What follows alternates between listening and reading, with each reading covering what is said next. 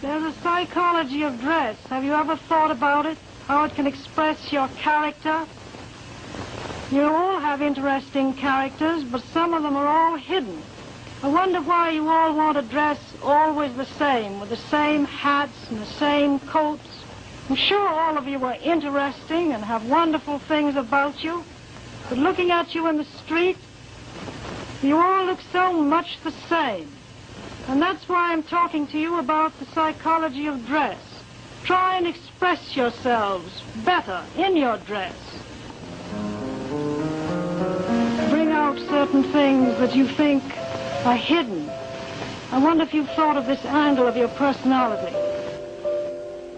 I'd like to ask you some questions. Why do you like short skirts? Oh, because there's more to see. More to see, eh? What good does that do you? It makes you more attractive. Does? In 1927, an American journalist wrote, "A change has come over our democracy. It is called consumptionism. The American citizen's first importance to his country is now no longer that of citizen, but that of consumer." The growing wave of consumerism helped in turn to create a stock market boom.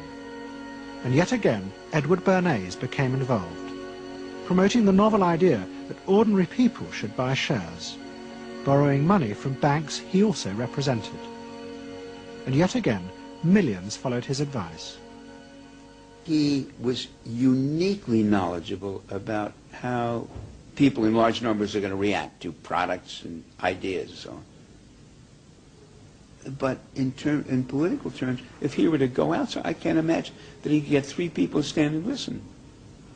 Wasn't particularly articulate, was a kind of funny looking, and didn't have any sense of reaching out for people one-on-one. None at all. He didn't think about people in groups of one, thought about people in groups of thousands. So I would have nothing to do with him. Hello? Bernays soon became famous as the man who understood the mind of the crowd. And in 1924, the president contacted him. President Coolidge was a quiet, taciturn man and had become a national joke. The press portrayed him as a dull, humorless figure. Bernays' solution was to do exactly the same as he had done with products. He persuaded 34 famous film stars to visit the White House. And for the first time, politics became involved with public relations. And I lined up these 34 people, and I'd say, "What's your name?" He'd say, "Al Jolson." I'd say, "Mr. President, Al Jolson." Next day, every newspaper in the United States had a front page story. President Coolidge entertains actors at White House. And the Times had a headline which said, "President nearly laughed." And everybody was happy. But while Bernays became rich and powerful in America, in Vienna his uncle was facing disaster. Like much of Europe, Vienna was suffering an economic crisis and massive inflation, which wiped out all of Freud's savings. Facing bankruptcy, he wrote to his nephew for help.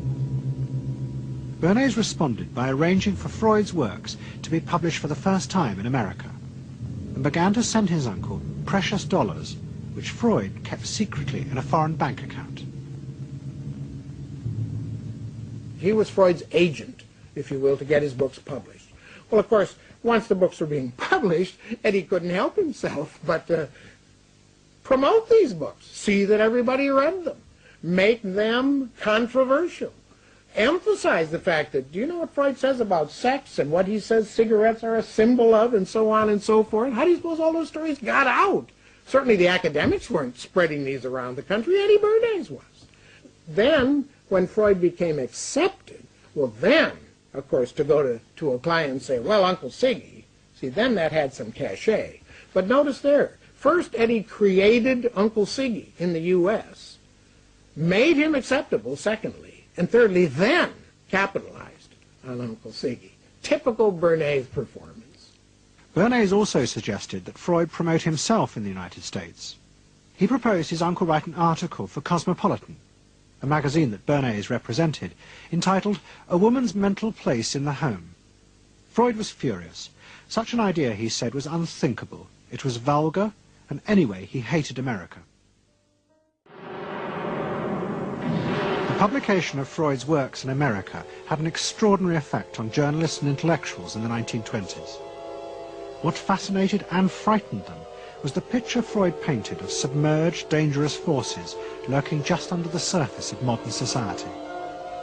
Forces that could erupt easily to produce the frenzied mob which had the power to destroy even governments. It was this they believed had happened in Russia. To many, this meant that one of the guiding principles of mass democracy was wrong. The belief that human beings could be trusted to make decisions on a rational basis.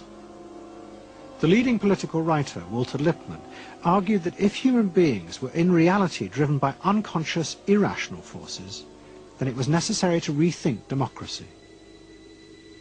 What was needed was a new elite who could manage what he called the bewildered herd. This would be done through psychological techniques that would control the unconscious feelings of the masses.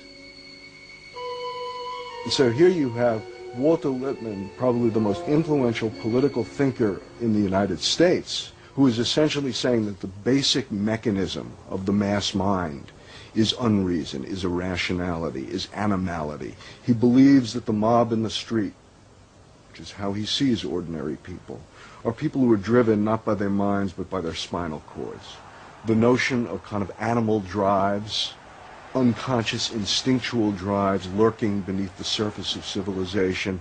And so they started looking towards psychological science as a way of understanding the mechanisms by which the popular mind works, specifically with the goal of figuring out how to understand how to apply those mechanisms to strategies for social control.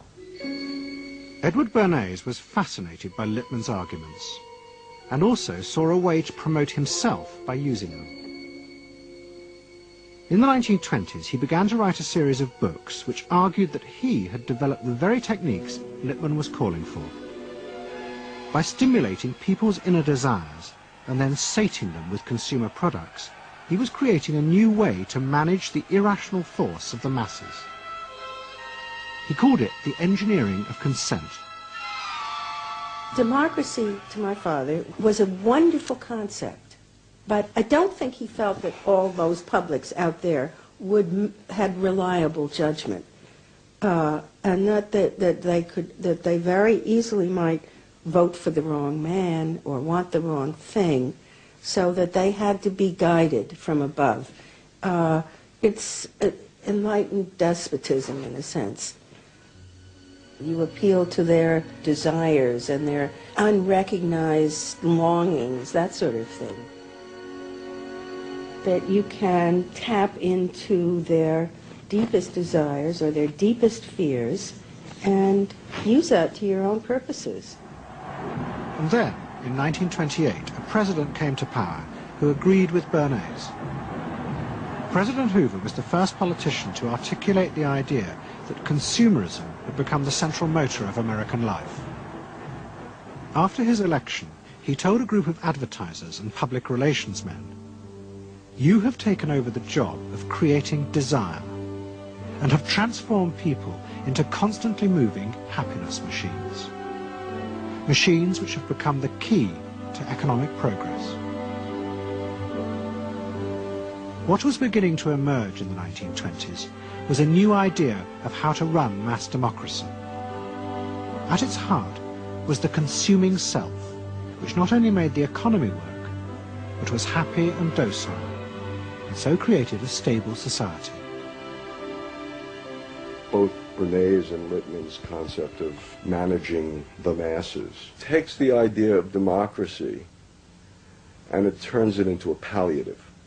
It turns it into giving people some kind of feel-good medication that will respond to an immediate pain or an immediate yearning, but will not alter the objective circumstances one iota. I mean, democracy really, the idea of democracy at its heart was about changing the relations of power that had governed the world for so long. And Bernays' concept of democracy was one of maintaining the relations of power, even if it meant that one needed to sort of stimulate the psychological lives of the public. And in fact, in his mind, that was what was necessary. That if you can keep stimulating the irrational self, then leadership can basically go on doing what it wants to do. Bernays now became one of the central figures in a business elite that dominated American society and politics in the 1920s. He also became extremely rich and lived in a suite of rooms in one of New York's most expensive hotels, where he gave frequent parties. Oh my goodness, he had a home in the corner suite of the Sherry Netherland Hotel. And here's this wonderful suite with all these windows looking out on Central Park and across at the plaza and on the square. And he would use this place to hold a soiree. The mayor would come, all the media leaders would come, the political leaders, the business leaders, the people in the arts. I mean, it was a who's who. People wanted to know Eddie Bernays because, you know, he himself became a sort of a famous man, a sort of a magician who could make these things happen. He knows everybody. He knows the mayor and he knows the senator, and he calls politicians on the telephone, as if he did get literally a high or a bang out of doing what he did. And that's fine, but it can be a little hard on the people around you, especially when you make other people feel stupid.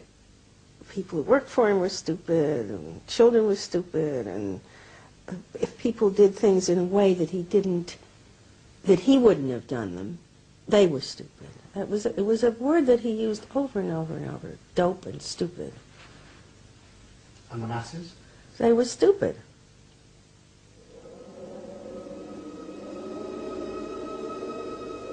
But Bernays' power was about to be destroyed dramatically, and by a type of human irrationality he could do nothing to control.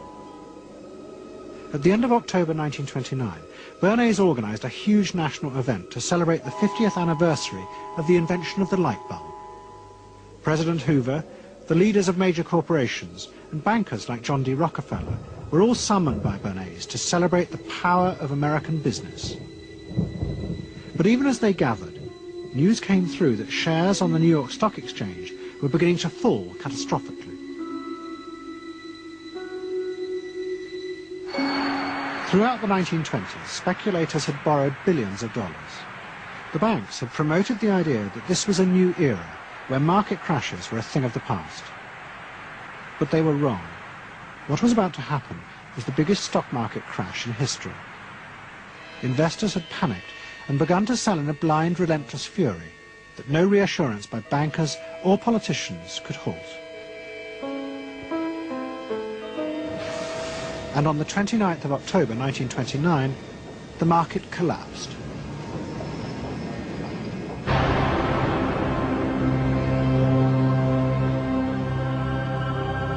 The effect of the crash on the American economy was disastrous.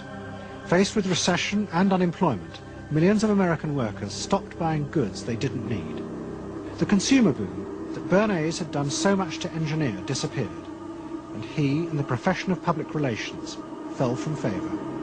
Bernays' brief moment of power seemed to be over.